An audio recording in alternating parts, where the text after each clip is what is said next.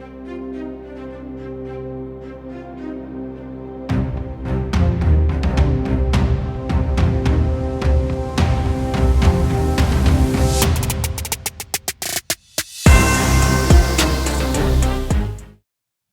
for tuning in to the Football Talk Squadron. I'm Dutch. And I'm Pops. And a little bit of a time away. Get back into it. Got college football episode. Not going to do a prediction one this one. We were just talking before we logged on. Just go over a little bit of sort of the changes, all the stuff that's happened since Ohio State wrapped it up last year. Talk a little bit about NIL and some other things. With that, Pops doesn't even know heat's coming because I already thought about how I want to start on this. I'm going to ask you a question. I just want your honest opinion, which I get there's going to be some bias because Pops is a Texas fan.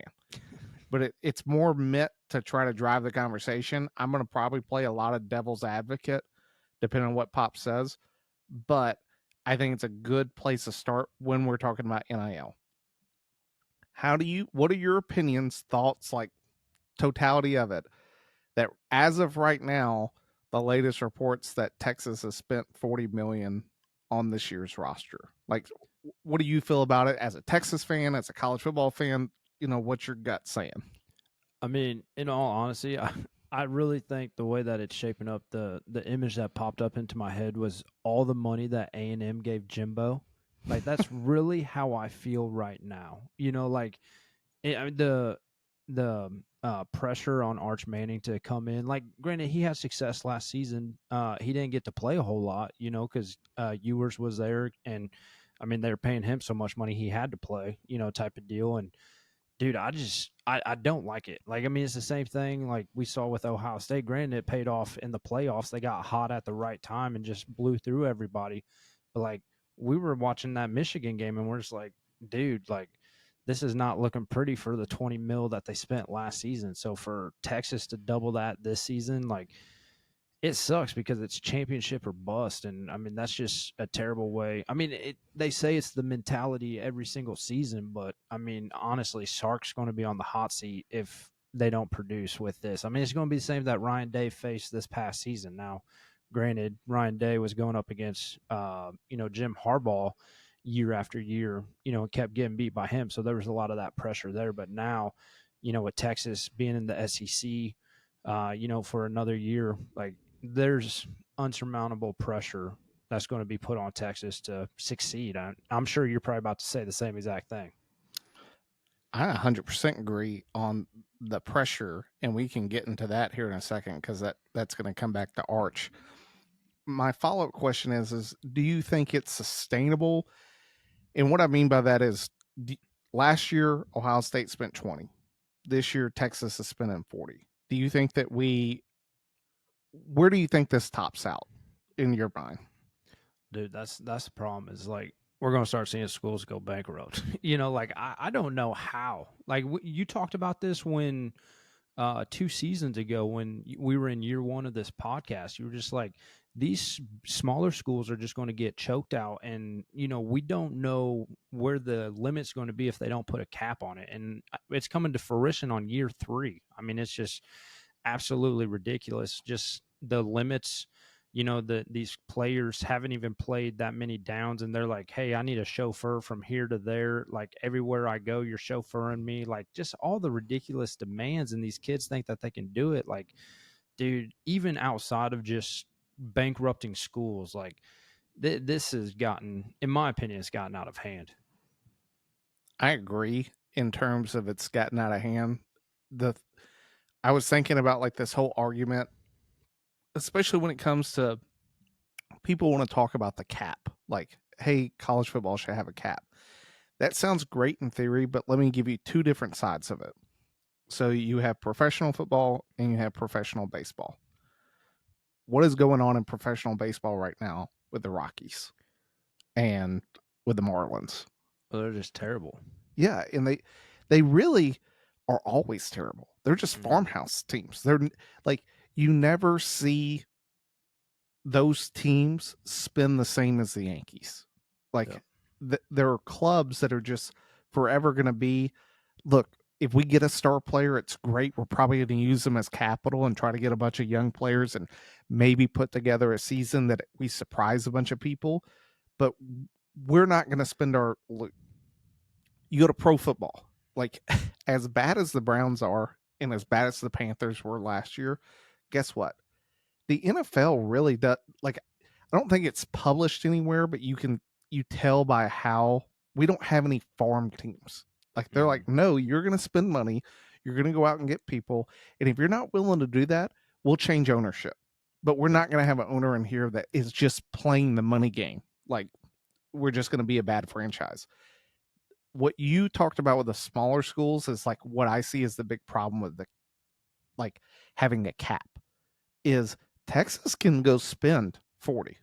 Texas could go spend that every year. They like, and the reason I say that is oil money. Like, sorry, Texas has billions backing. I mean, they got their own TV network. Well, they did. Yeah. They're splitting all that revenue with the SEC. Like they have the ability to go out and spend money. I don't know if the only thing I don't know is yes, they have billion-dollar donors. What you sort of alluded to with a hot seat, which will bring it back to that, is it goes back to Jimbo. We don't know how much they spent to get that number one recruiting class, but when they lost to App State and didn't make a bowl game, it cleaned house. Because for you to be able to say, hey, we need more money, people are going to be like, yeah, we gave you that. And what'd you get? You didn't even get us a bowl game. Texas is in a position this year that is really, it's Ohio State all over again. Like if and instead of it being Michigan, it's Georgia because they play the exact same schedule all over again. It's just a trading home and away. But now Texas has to go to Georgia, and I sit back and I go, it's gonna be tough. Like, which I'll go and ask you if Texas doesn't. Let's say real boom or real bust. Excuse me. They don't make the SEC championship and don't make the playoffs. Is Sark fired? Oh, I'd assume so. I don't know how you'd keep your job with that much money being spent. I mean, even last year, that they were talking about, has Sark reached his limit, and what's going to happen with Ewers because they went, from playing losing to Washington the year prior, and then now last year losing to Ohio State.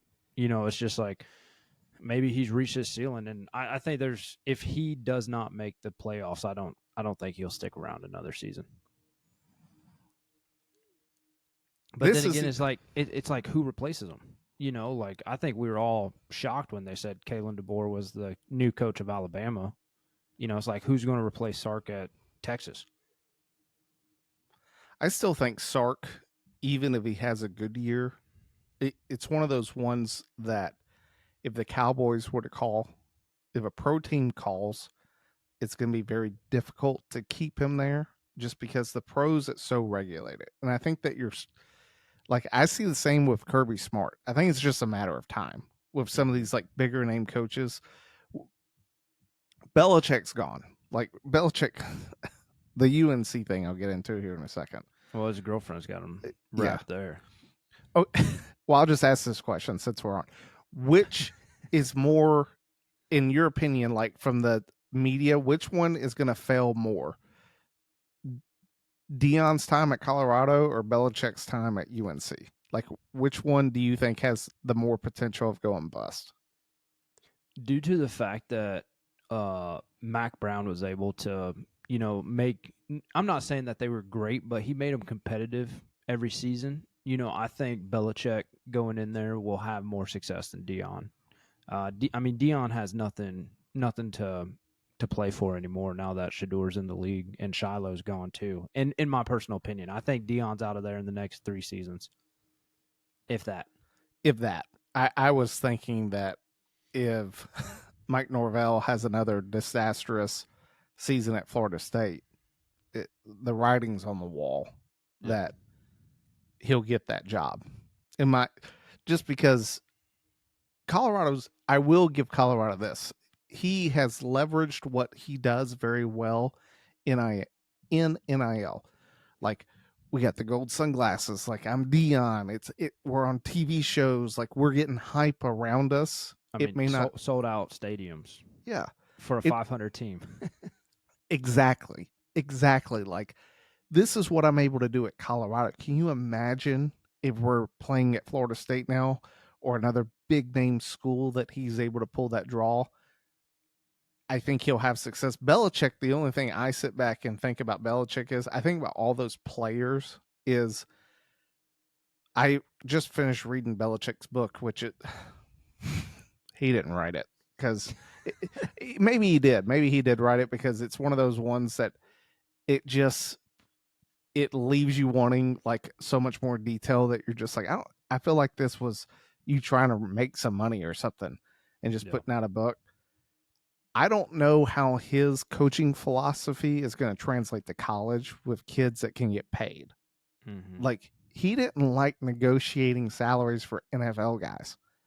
I don't know what in the world is going to happen at UNC with him. I get that Mac Brown did well. I think Mac Brown though was always a college coach, and that helped Belichick going from the NFL to college after all that time in New England, trying to manage college kids and treat them like how he treated Patriots guys.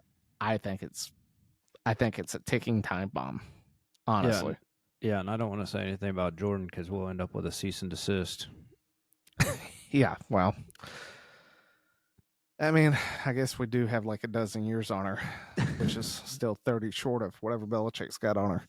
And it's just, my opinion in that regard, like, even when he went back to college, like, I just didn't see how it was going to work out, you know. But I mean, he's got Michael Lombardi there with him as well. The last I knew, I think he's still, you know, they're setting it up like a GM style, you know, with I forget what Lombardi's title is, but he's there at UNC with them. And I'm just really curious about how they planning on structuring that. Because just like you said, it's like, how do you regulate these kids that could just be like, well, screw you, guy. Like, you know, you're not putting up you're not producing because you're not able to get the players here to play for you, you know, and I don't want to play for you for, you know, pennies on the dollar. I will say this, and this is as much as I said he's going to fail. If there's an avenue for him to have success, I always go back to Sean McVay, the Rams offense, killing it. Mm-hmm. Take him to a Super Bowl, and they put up 3 points against Belichick. Like Yep. a lot of people hated the Super Bowl because it was just that low scoring of a game. Mm-hmm. But from a Belichick, I think is he has such an advantage of going into the ACC because most of those guys could not put a pincushion into the knowledge that Belichick has. If you think that Belichick's not going to have a game plan of how to beat every single college team they go against, like if Belichick is still in it from the coaching standpoint, dude, UNC has a really good chance in the ACC. For sure. Like it's just a matter can he get the right guys in the right position at the right time to make a run. If the kids buy in, UNC will be a I'm not saying they're going to go even to the playoffs, but I think they will be a thorn in everyone's side this year because Absolutely. of coaching. That's which I think is the separation of him and Dion. Like Dion's got the hype, but I don't think Dion has the coaching behind it to really put kids in a great position to make, you know, to get wins. That's why they struggled against teams that were ranked. And I will say, like, and it's nothing against Dion. Like, I think it's probably one of the coolest stories between a father and son, or father and sons, for that matter. You know, just the continual progression through, you know, probably through Pee Wee all the way through college. You know, him getting to be their coach. Like, I think that's just awesome. Like, it's an awesome story that they always get to hold on to. But I look at it as like Dion, you know, the way that he portrays himself, you know, which very respectable, but also, you know, Dion still has that player mentality to him. Like, I think he's that dad that was, you know, jawing the players in middle school, you know, just that backyard dad out there just talking trash. And he kept that perspective or that mentality all the way through because he was never able to let go of being a player. still trying to live through his own kids, until he started losing some toes and couldn't run as fast anymore. That's my honest opinion. Whereas Bill, obviously established, we don't have to go over the resume, but has been doing this for 5 decades. Yeah, and Dion never had that success, which I will give him a little bit of success. Colorado was an absolute dumpster, like of dumpster fires. They were a raging dumpster fire before he got there. To put them in the position that they've gotten to, I get you don't have the signature wins that you would like to see, which yet again, it's only 2 years into the program. It'll be interesting now going into year 3 where his son's not the quarterback. You don't have you're losing sort of that dynamic of Travis Hunter and Shador and Silo.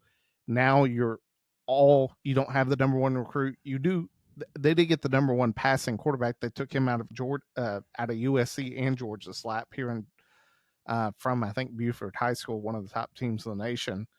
That they have him at quarterback. It'll be interesting to see how it progresses, but yeah, UNC is one of these. I'm interested to see how much hype UNC gets quickly if they come out and perform well. Yeah, I mean, if they beat, the week 1, it's going to be on national television. If they win that game, just like Colorado beat TCU, everybody's on the bandwagon. Let's find out. Now I'm interested. Look it up. We're not making predictions. Not making predictions. Oh, you know who they play, funny enough? TCU. Oh my gosh, that's funny. Of all things that they're going to sit back and start on, they play them, Charlotte, Richmond, then they play UCF, and then Clemson. So I mean, really, they have a chance to be 3-0, possibly 4-0. Yeah, going into the Clemson matchup. Which, if that happens, yeah, the hype will be. There'll be a lot of talk about that game. No doubt. We talk about the hype with UNC, the hype with Colorado. I want to come back to Texas with it because I feel like this is one of the under. No one wants to talk about how much hype we're putting behind it. I feel like it's just this given that Arch Manning is going to be amazing this year. What do you think? I'm not saying that he's going to be bad. I feel this overwhelming sense that everyone thinks Arch is just going to sling it, and he very well may. But it will be interesting to me what happens if he comes out and he stumbles out the gate, and if they have like an early loss or something to somebody because he throws 4 picks. I'll be interested to see how that goes. What do you think this season as a Texas fan with Arch? There's obviously the lingering question mark, probably the same that I had with, Caleb going into the Bears season. I mean, last season we kept saying, hey, why is Arch not playing? Why is Arch not playing? Arch should be playing this game. Why are they playing? Quinn hurt, like there were so many questions about why Arch wasn't there. And I mean, it seems like it just came down to just, Sarkisian's confidence in Ewers versus Manning is what it came down to. And that kind of concerns me, without a doubt. I think anybody looking at it would just be like, there's a reason why he was not playing, and he only came in on certain packages. And really, there's going to be a lot of question marks. You lost 2 of the big linemen between Banks and Jake Majors. You lost 2 of your wide receivers. You lost Gunnar Helm. Lost running back. Lost a lot off that defense too. Well, yeah, and then don't forget all the defense. You had Jahdae Barron, go in the first round. Some of the edge guys as well, the interior. I mean, there's a question mark lingering, and maybe that's why they're spending $40 million. It's like, hey, everybody come here, and who knows how fast that Sark's going to be able to piece that puzzle together. But honestly, being in a conference like the SEC, like, dude, you've got to have a system, like Georgia, that gets these guys to be able to stay committed, from the time they show up, and from freshman year on. And that's the problem with NIL, is that there's just no loyalty anymore. So you're not able to piece that team together just over a summer. It's interesting too because of who Texas plays week 1. Yeah. Is starting off with the defending national champions at Ohio State to kick off the season. I want to put on the record again the fact that this is a noon game and not 7:30 prime time. Mm-hmm. We want to talk about. There's so many different things. It's what drives me. I love college football. I love the passion of the fans. I would rather go to a college game than a pro game any For day of sure. the week, even if it was like. And this is no disrespect. It's more about how much fun it would be. Like I would rather go to a home game for App State than go watch an NFL game live because I know that App State will be 100% full throttle for their team. It will be shaken up until they're either winning or losing. Like Mm-hmm. you're going to get that out of them. The NFL does a great job though of when they have a primetime game, unless it's on Amazon, then the Amazon game usually sucks. But they usually nail the big primetime Sunday night, Monday night game. Like it's competitive, it's something that you want to watch. Yes, do they have one and two bad plays that happen? Yeah. Mm-hmm. Someone's got to sit back and watch the Panthers Jaguars on a Sunday night. But from a standpoint of college, I can't get over the fact that we get robbed of a night game in Ohio State, Texas, Ohio State. Arch Manning's first career really start. I know he started before, but I'm saying as this knowing that you've been the starter this whole offseason to go into Ohio State, all the lines of it, and then I'll just ask you, do they win? I know it's not a prediction episode, but we're going to predict it now. How do you think that game goes? Well, I mean, the fact that Quinn didn't take the $6 million to go back to Ohio State. I mean, I'm sure he's probably kicking himself after the draft 2 months ago. You know, like going that far down the draft board. Uh, man, honestly, if I had to go based on how the teams play straight out the gates, obviously I'll go with Texas. Obviously the redemption game. You know, the returning starters, they've got a chip on their shoulder after last year.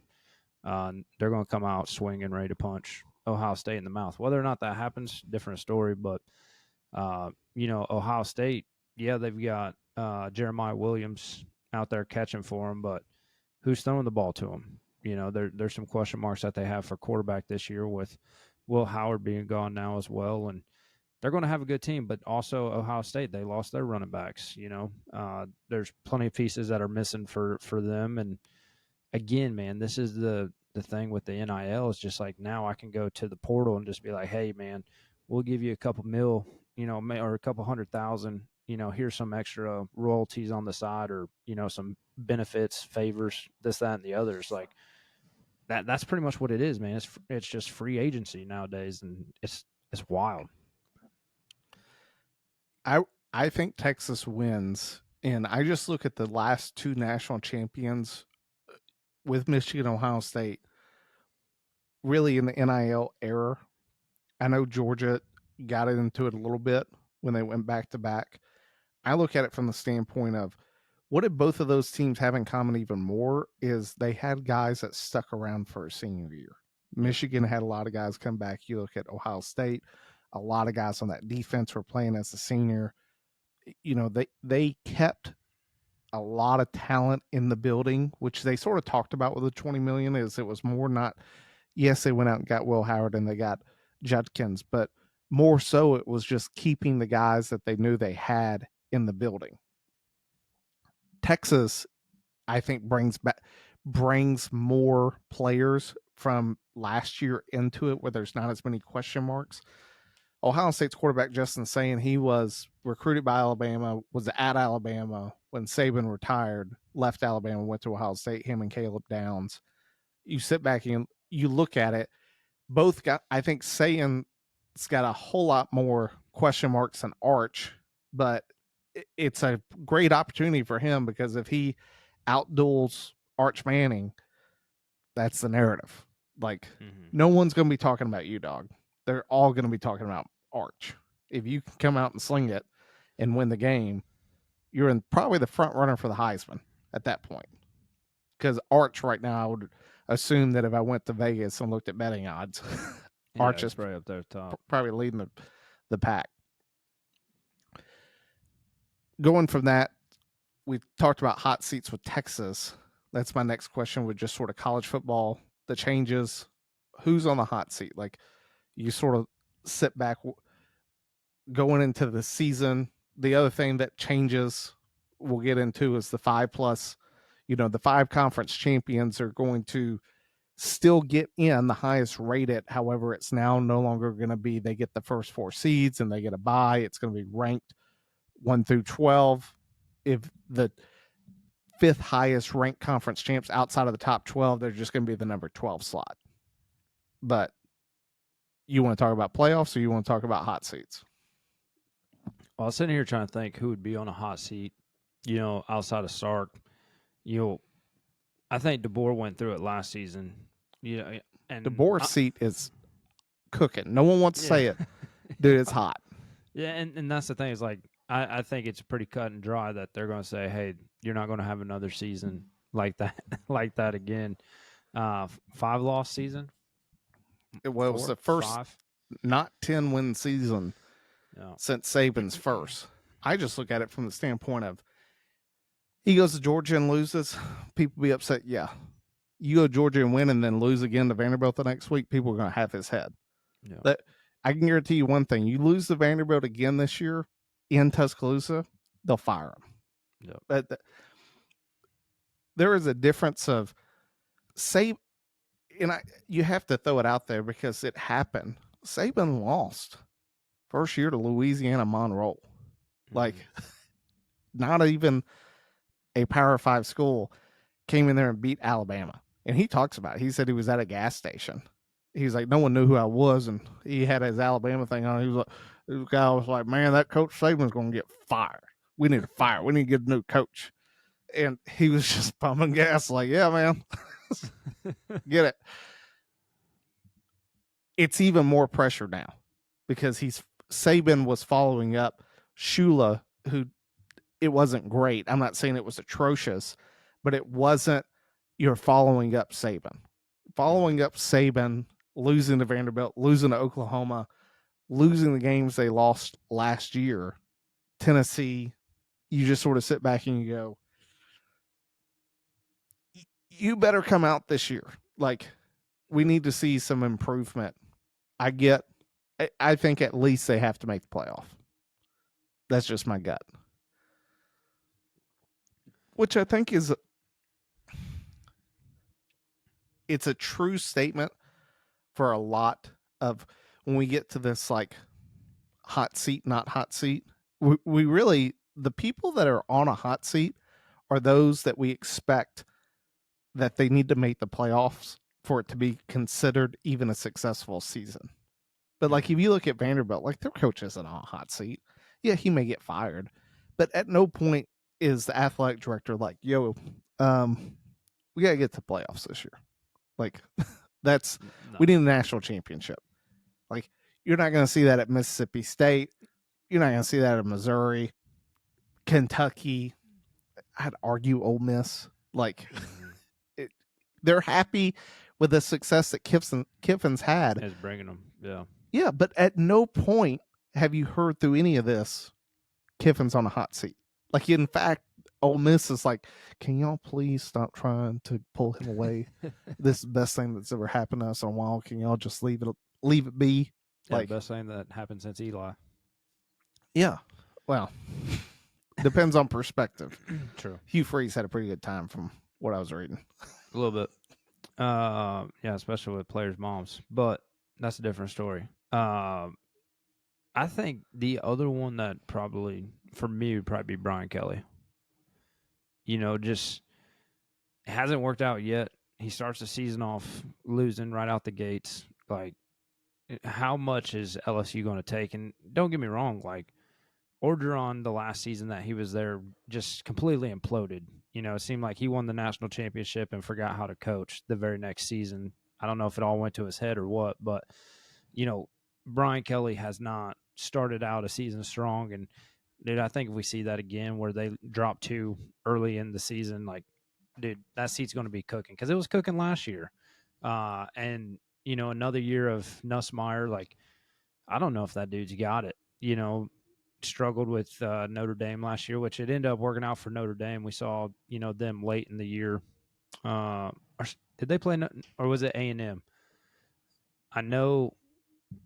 Did A&M lose to Notre Dame? I'm getting my games mixed up. That was a whole season Well, ago. A&M got beat by Texas, and that put Texas into the SEC championship. True, but I was talking very beginning of the year when LSU lost. Oh, well, Texas A&M got beat by Notre Dame at the very beginning of the season. Now LSU got beat by USC at the beginning of the year, and we were all like, "Oh man, USC's back!" And then USC started losing games that they shouldn't have lost. That's right. Couldn't win, and that's what put. I agree 100% though.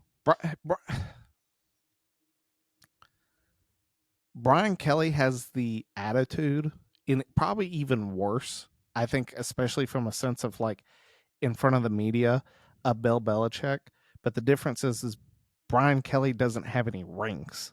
Like you can sit back and say we're on to Cincinnati when you got when your hands can't hold all your Super Bowl rings. Mm-hmm. But Brian Kelly isn't on that wagon. He has constantly been that guy. He's got Notre Dame to the big game. He's had, great seasons. He's taken LSU to the SEC championship where they got absolutely throttled by Georgia. He's had a Heisman winner. He had Manti Te'o. He's had really good competitive teams, but at no point has Brian Kelly been the guy that you go, finally, he put it all together. Well, I mean, look how long that he was at Notre Dame, and nothing came out of it besides the 1 year with Manti Te'o, and still got boat raced by Alabama in the Natty,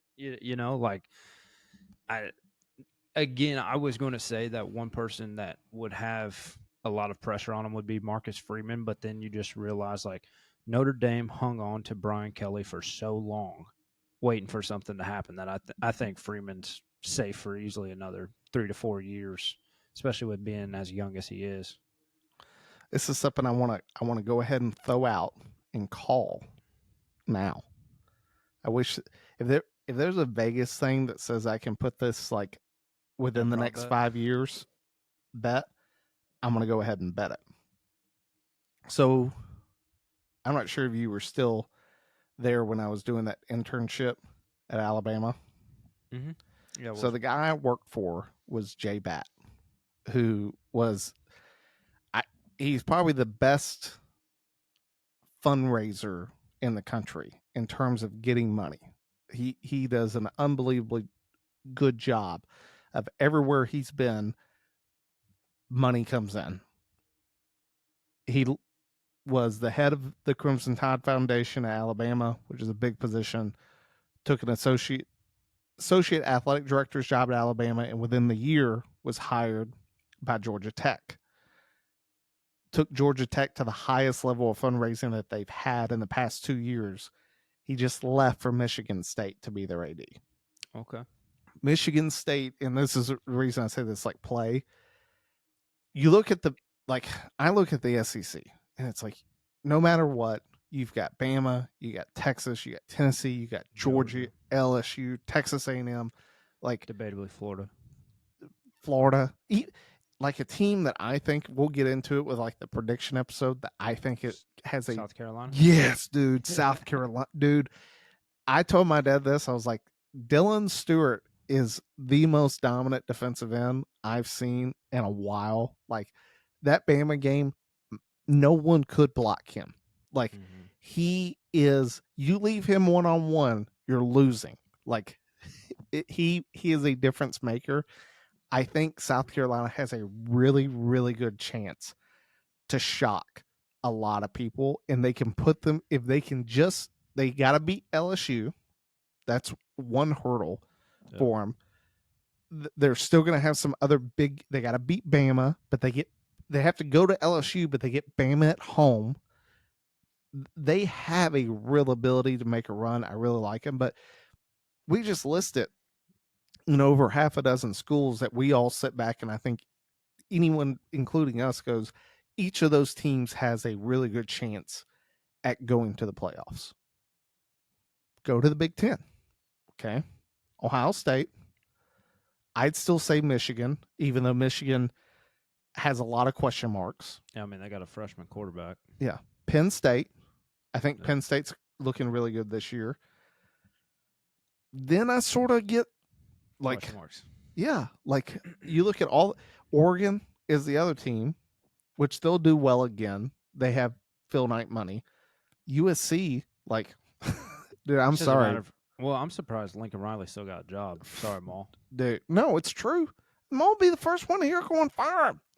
Like I can already hear Maul saying, "Yeah, we knew when they brought back the defensive coordinator, Maul called it that season. He was like, they should have when they brought back Grinch, Maul was like, this is a travesty. Like he didn't help.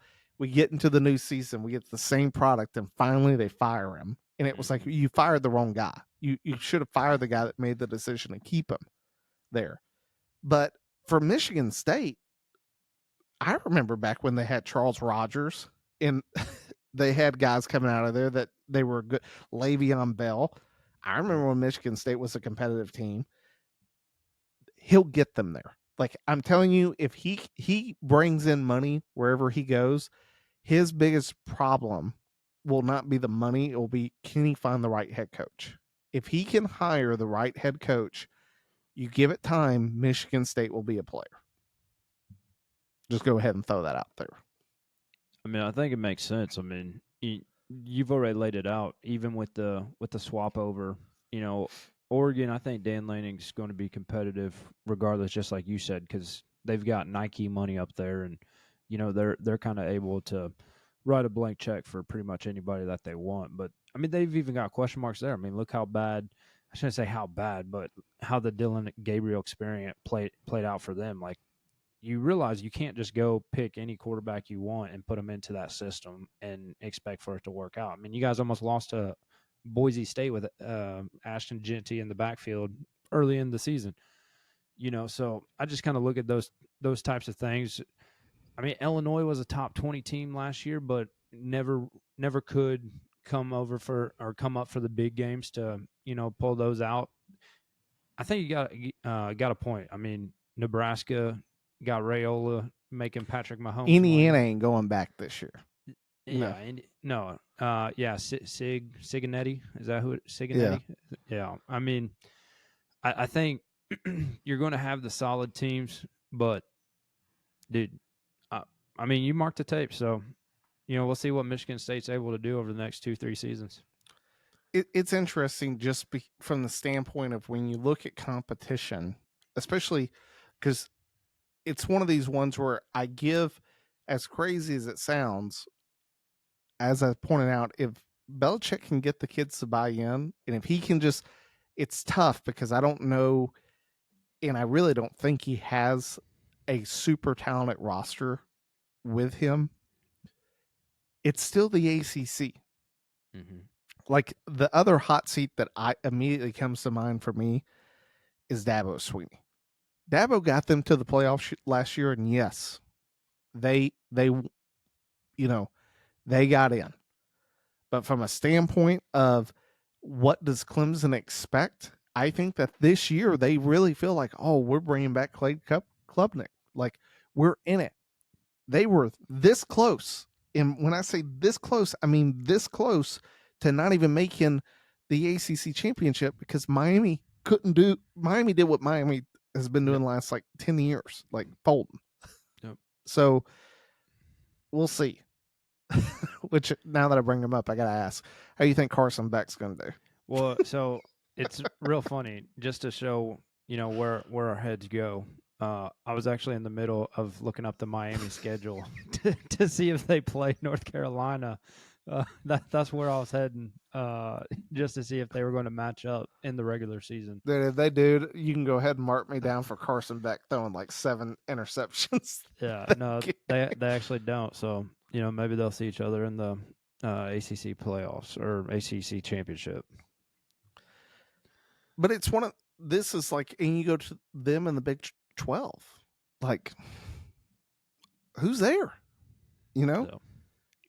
You had a team last year in Arizona State that the consensus from the writers were they were going to finish dead last in the Big 12, and they ended up winning it. Like, Mhm.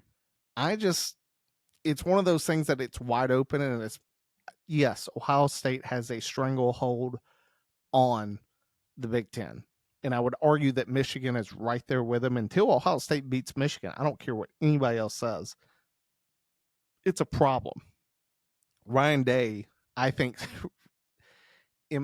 Ryan Day is, how do I even want to put this? He's I don't even think he's a coach. I think he's sort of like a hype man. I think he's just like a face to the organization. Like, can you just move pieces? Or really, even better said, can you just not mess this up for us? Yeah.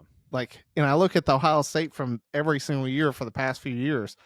It's not that Ohio State got blown out of the building. It's that they just got flat out outcoached and outdone. Like, we looked at last year, it was like Michigan couldn't stop anybody defensively.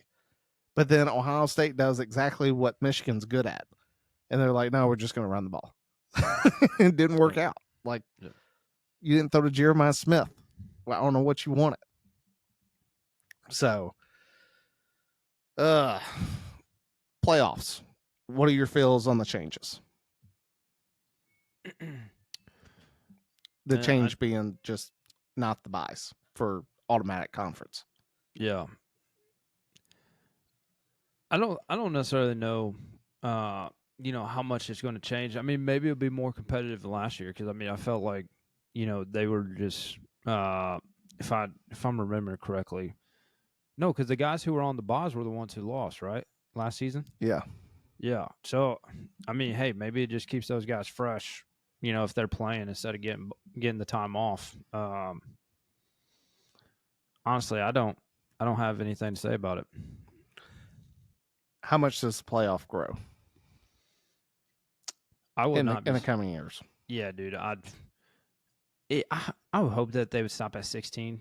Like, at what point does the money just, not worth adding more games to the season for these guys? Because I personally think we'll get to a point where if they don't control this NIL, it's going to be just like how it is with opting out of bowl games. Guys are going to be like, no, dog, I ain't playing. Like, you're going to have to pay me. Incentivize. You're going to have to incentivize my NIL deal to get me to play in the playoffs. Otherwise, I'm just going to walk to the league. That's what I could see possibly being an issue down the road. If they that already happened, supposedly. Yeah, true. With Nico at Tennessee, he had threatened to not play in the bowl game over money.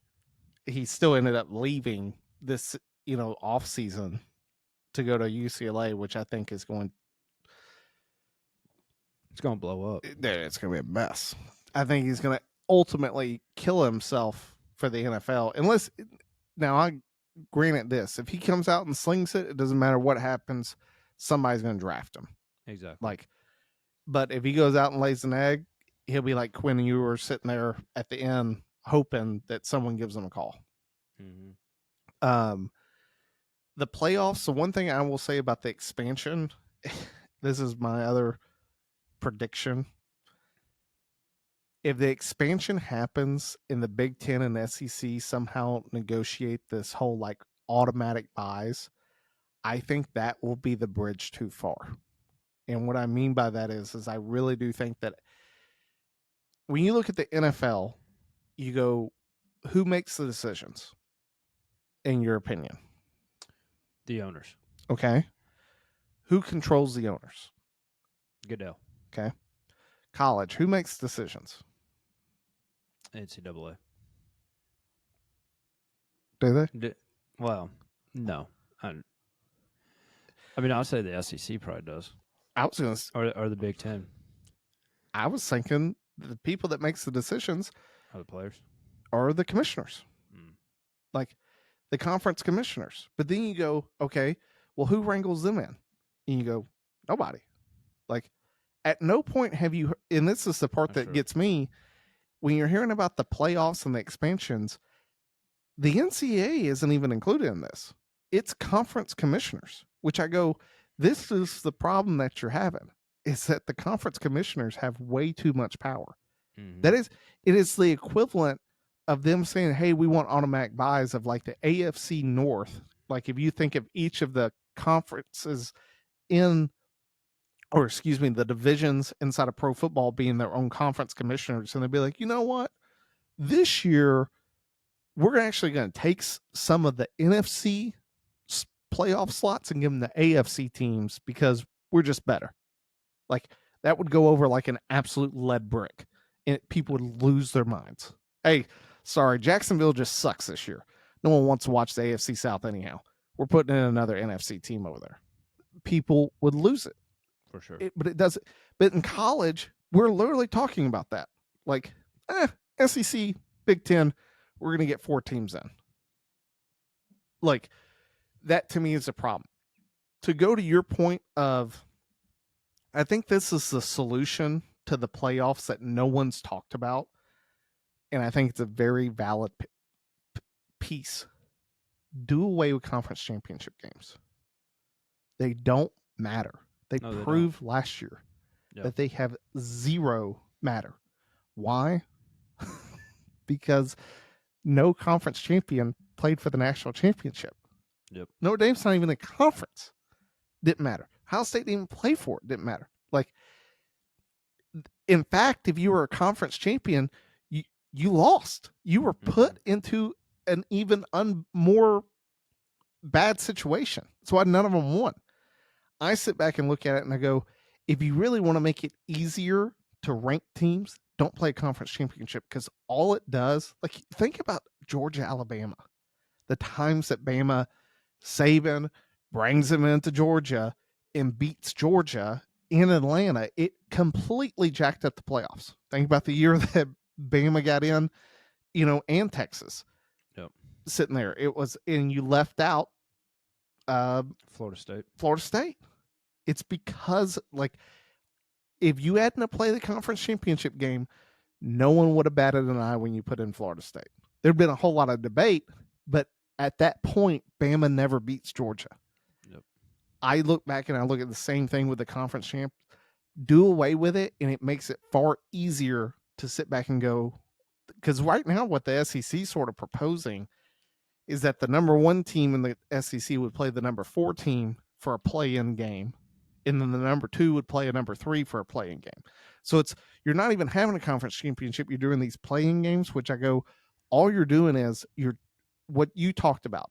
How much money is the number that you're trying to just add games to be able to sell more advertisement, to up the amount of money that you're going to spend in order to be able to show all these games. That's it.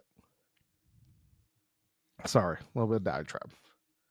That's just, I mean, and that's the thing, is like, it's the same thing with, the NFL trying to move to an 18-game season and all this stuff. It's, the good news is that, at least for the most part, the NFL has a union to protect the players, the NFLPA or whatever. But, when are these college kids going to be able to, stand up for themselves? And I think that's a little bit where I do agree with the NIL, with them getting compensated for playing and all this other stuff and risking their bodies, yada, yada, yada, their draft stock. But also, it's like, at what number? At how much money does the SEC truly need, or to continue to rake in each and every year? And I mean, I get it. They see it on a 10-year scale, and they're like, yeah, we brought in $1 billion extra by adding, 1 extra week of games. Like, it I don't think it'll ever end. Like, I think too much greed is in it, and they're just going to continue to extend the seasons. You bring up a really good point, though, with the NFL. The 18 games, like, I have players want to complain about it, but at the same time, players allowed that contract to pass. Mm-hmm. They voted for it. Like, don't be bad at the agreement that a majority of you signed off on, because that's what it took. It just took a majority. The majority of you said that you were okay with 18 games in order to get more profit from revenue distribution. I agree with you. When you look at college, you go, okay, where is that money going and who's deciding that? What's the contract say? Well, there is no contract. You're like, what do you mean? You're like, well, every school's different. They just decide how much they want to pay kids. And I sit back and look at what's going on with Tennessee. There's a lot of people saying, oh, they should sue Nico for this money. And I go, I guarantee you that Tennessee really doesn't want to go down that route, because the second they do, they're going to have other kids that go, you still owe me money. I want my money. Like, you look at Florida, they promised a kid $13 million to come play quarterback from him. And then when we got to signing day, they're like, yeah, we're not paying you. Thanks for signing, though. Like, there's this, we need, I can't emphasize this enough. Like, the beautiful thing about the NFL, you did say, like, and I don't even think you need to do away with conference commissioners. It needs to be athletic directors. Those are the owners. Yeah. They answer to one person who makes the decisions. Yes, he has a staff and everything, but he makes the decisions that are for the betterment of all the teams. When you have a conference commissioner that both, you look at the SEC, Big Ten, they're not here in the Big Ten and SEC's eyes. SEC's here, Big Ten's here. And if you talk the other way, they're like this. And Exactly. they're never going to agree. Like, I think of that scene you've seen The Beautiful Mind. Mm-hmm. Remember that, like, real hot chick walks into the bar, and it's where he, like, comes up with his theories. Like, look, man, we don't need to talk to her. And they're like, what are you talking about? He's like, no, if we talk to if we all go after her, she's going to deny us all. And then when we go to her friends, they're all going to deny us, because no one wants to be second best. But if we all just go and talk to her friends, we all get a date for tonight. She gets left out in the dust, but we all win. That's not what's happening in college football. Everyone's going for the super hot chick, and they all think that they're winning right now, but no one realizes that you're actually competing against one another, and no one's going to win in this scenario. You're going to make it impossible in the long run. Well, and even right now, they've got the $2.8 billion lawsuit out that they're supposed to be, the verdict on within the next month, I believe. I think at the beginning of July, they're, reining on how they're going to distribute that money, as well as, schools directly reimbursing the students. And I mean, they're even talking about going all the way back to, I think, 2016, reimbursing students with NIL all the way back to then. The problem is that you start to look at NIL in this lawsuit, and the reason the lawsuit keeps getting hung up is guys who played, like you said, before 2016. It's like, yo, I was a Ndamukong Suh, you can't tell me wouldn't have made a killing on NIL when he was at Nebraska. Like, why is it that due to me playing more than 15 years ago, I get left out of this deal? Like, the not allowing me to profit back then still hurt. Like, because he probably could have made $100,000. You look at just compounding interest from then till now, he probably a multimillionaire just on that $100,000. Like, dude, Reggie would have had 10 million instead of 5 million. Thank you for finally bringing up. I was sitting back and I was like trying to, or Tebow. Can you mention how much Tebow? Well, he'd give it to the church, man. Tebow would have been the church. But it's true. Like, you look at those guys and you go, man, they would have really raked it in. Hernandez would have gotten away with it. Like, dang. He would have actually started killing guys back in college. Well, apparently he did, but that's a different story. Rest in peace. Yeah. Brandon Spikes. Like, just think of that Florida team. Like, let's take that example. You had Percy Harvin, you had Hernandez, you had Tebow, you had Spikes, you had Major Wright, like all these big name dudes that were just the Pouncey twins. Yeah, the Pouncey twins on the line. Thank you. Yeah, dude, like those guys would have. I mean, that would have been today's $40 million Texas team. Like, if NIL was legal back then, that team would have been worth $20 million. I think $20 million in those days. For what they brought to Florida. Easily. And that the legal problems at the NC, and this is what it really, if I wanted to like start even opening up more worms, when we go back to this like whole power thing, there is no power in the NCAA. Like, the decision to change the playoff is not up to the NCAA. That's wild. That's literally like saying Roger Goodell would just, sorry, I don't, like, I'm the commissioner, but you're not even having me at the table for this. Like that's wild to me. It's gotten to the point which it is. It's already there. It's its own entity, and until it needs to separate itself from college, because I do think that once colleges start having to share revenue, which that's coming, when a college is going to have to say, okay, well, last year Alabama football brought in 110 million. The players want 30% of it. They'll get it, but you know what's going to happen, dude? We don't have soccer, we don't have rowing, we don't have baseball, we have men's basketball, and we'll have enough women's sports in order to satisfy Title Title IX, IX. Yeah. but everything else is cut. Why? Because you can have it as a club sport. Y'all can play under the banner, but you're not getting any money from us because we can't afford it. We can barely afford what we're doing right now. Like, that's where it's going. So that or tuition's gonna, your kids are gonna end up, Skyrocket. yeah. Hope you have 10 million in the bank for the first year of in-state school. Well, write me a letter of rec for Delta. I'll be all right. Yeah, I mean, it's one of those ones that it's sad because it's not that college football's still fun to watch. Like For sure. it's a great game, and it hasn't messed with the game, but it's messing with what I think is the longevity of the game. That in 10 years, how is this going to work? Because the sad thing is like we could really just go through, sort of like we did. I mean, think about the SEC. It's like Kentucky and Vanderbilt. I don't think either one of those schools, I know Vanderbilt hasn't. Vanderbilt's never even played for an SEC title. But we're going to act like because they're Division 1 they have a chance? Like, no. We need to really clean house with some of these teams that's like, dude, sorry. Like, I get that. And I think that was a topic that you hit last summer. Is like, some of these teams just essentially need to be relegated, to a different bracket. It's like, hey, these are going to be our top 25 this year, and this is who we're going to roll with. Like if you guys make some noise, in your season, then maybe we'll talk about it next year, bringing you up. It would make college football so much better if we only played big time games. Yeah. Bama plays, this year Bama's playing Michigan, Ohio State, and USC. And Clemson's playing Oklahoma State, Oklahoma, Texas, and Miami.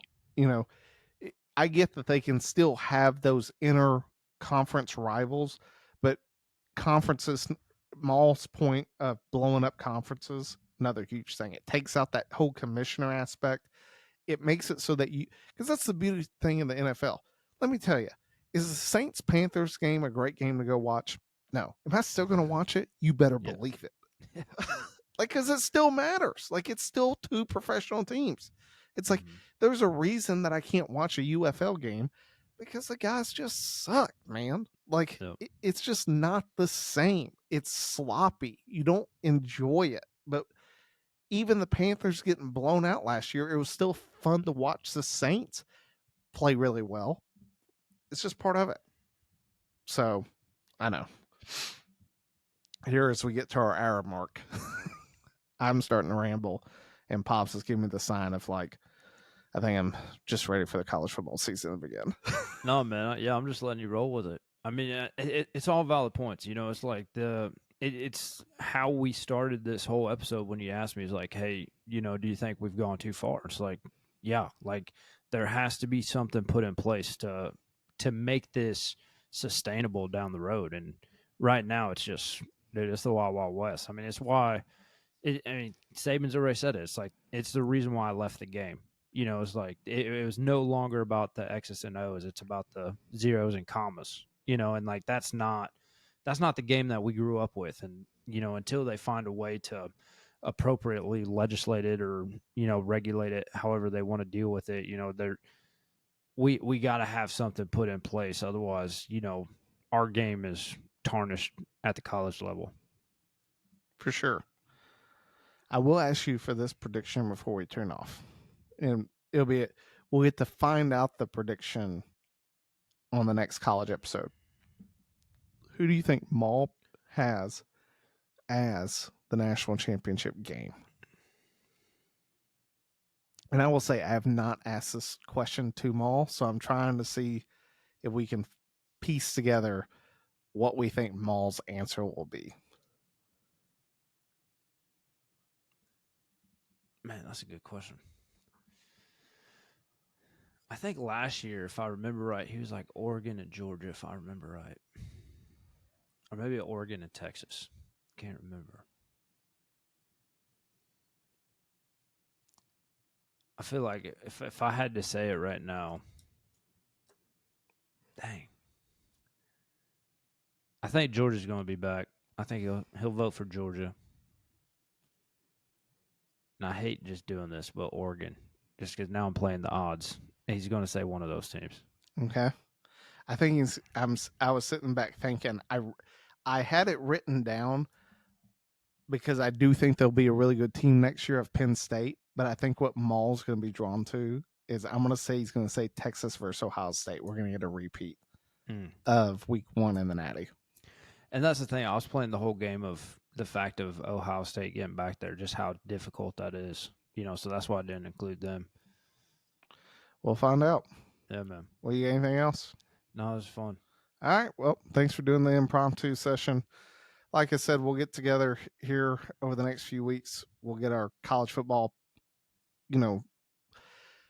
predictions laid out. This year we'll do it a little bit easier.